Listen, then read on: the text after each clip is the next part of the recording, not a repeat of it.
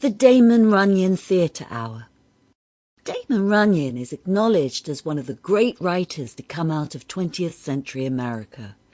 Runyon's short stories are almost always told in the first person by a narrator who is never named and whose role is unclear. He knows many gangsters and has no job that can be gleaned from his musings, nor does he admit to any criminal involvement.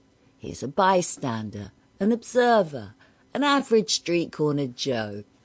Runyon described himself as being known to one and all as a guy who is just around.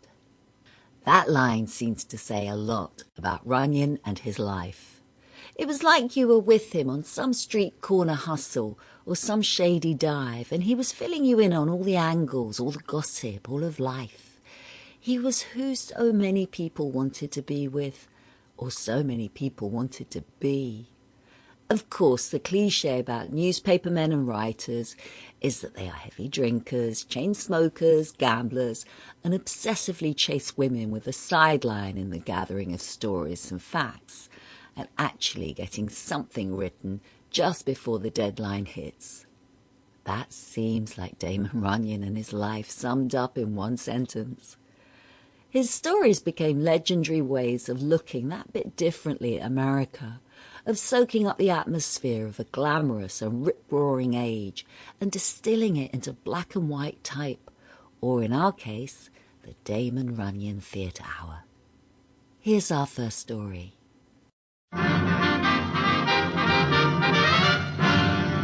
The Damon Runyon Theatre.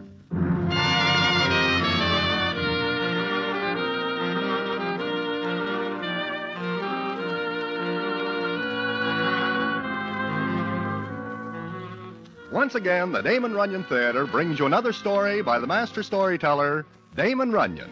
And this one, the famous Madame La Gimp. And to tell it to you, here is Broadway. Thanks. One night I am standing at the corner of 50th and Broadway, just minding my own business, when along comes Dave the Dude in a taxi. He spots me, and the next thing I know, I am in the cab with him and headed for someplace. Naturally, I could refuse to go with him, but nobody ever refuses Dave anything unless they wish his Sunday punch. So there I am, started on one of the craziest things that ever happens on Broadway. And how it happens, I will tell you in a minute.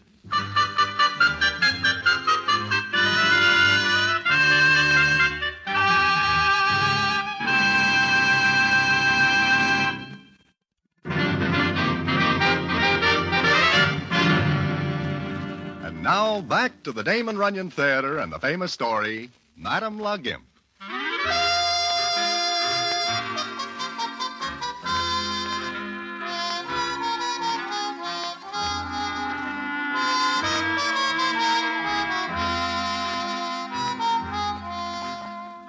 As I say, Dave the Dude gets me in the cab with him. We drive clear to the east side, to a row of knocked-out tenements. Now, it is very puzzling to me why Dave has taken me here.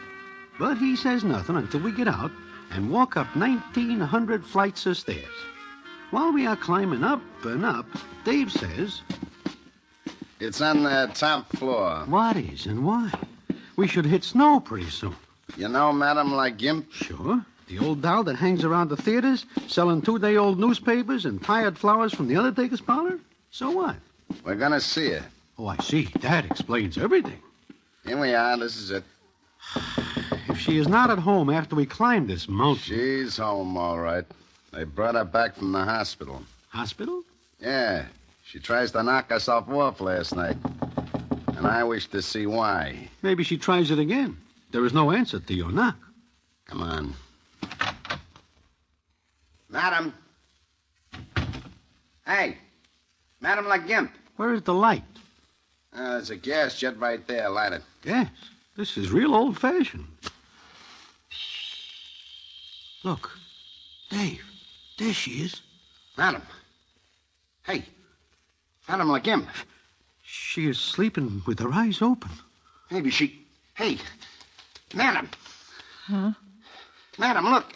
It's Dave. Dave on Broadway." Oh, Dave, Broadway? You scare us for a minute. What is the idea? Please. Sample complete. Ready to continue?